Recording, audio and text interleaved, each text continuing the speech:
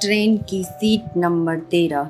एक डरावनी हॉरर कहानी। रात के करीब 11 बजे थे।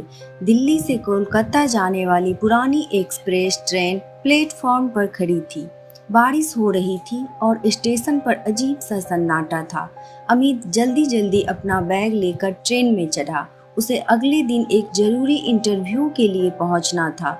उसने टिकट निकाली। Coach S6 seat number 13। Amit हल्का सा मुस्कुराया। लोग भी ना 13 नंबर को बेकार में अशुभ मानते हैं। वो अपनी सीट पर जाकर बैठ गया। कोच लगभग खाली थी। बस सामने वाली सीट पर एक बूढ़ी औरत बैठी थी। सफेद साड़ी, झुका हुआ सिर और हाथ में पुरानी माला। ट्रेन धीरे धीरे चलने लगी। कुछ देर बाद बूढ़ी औरत ने अमित की तरफ देखा। उसकी आंखें अजीब थी, बिल्कुल फीकी। वो धीमी आवाज में बोली, बेटा अगला स्टेशन आने से पहले उतर जाना। अमित हंस पड़ा। क्यों दादी, भूत प्रेत है क्या? बूढ़ी औरत ने कोई जवाब नहीं दिया, बस खिड़की के बाहर देखने लगी। रात गहराती गई। धीरे धीरे पूरे डिब्बे की लाइट टिमटिमाने लगी। अमित को बेचैनी होने लगी। उसने देखा पूरा कोच खाली था। बाकी यात्री कब उतर गए उसे पता ही नहीं चला। अब सिर्फ वो और वो बूढ़ी औरत थे। ट्रेन की रफ्तार अचानक बहुत तेज हो गई।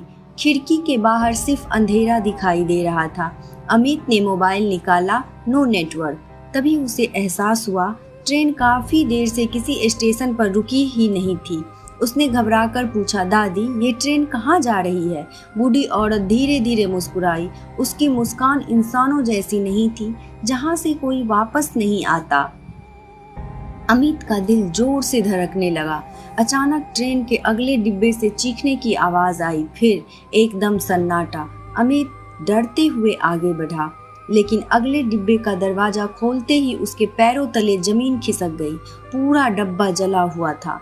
सीटों पर काले पड़े हाथों के निशान थे। दीवारों पर खून फैला था और हर सीट पर जले हुए लोगों की परछाइयां दिखाई दे रही थी। अमित पीछे हटने लगा।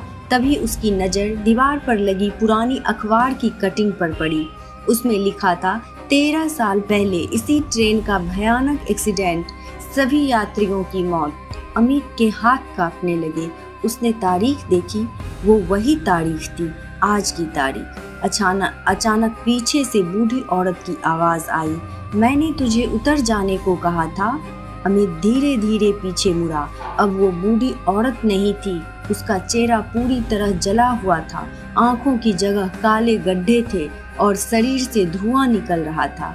ट्रेन की सारी लाइट बंद हो गई।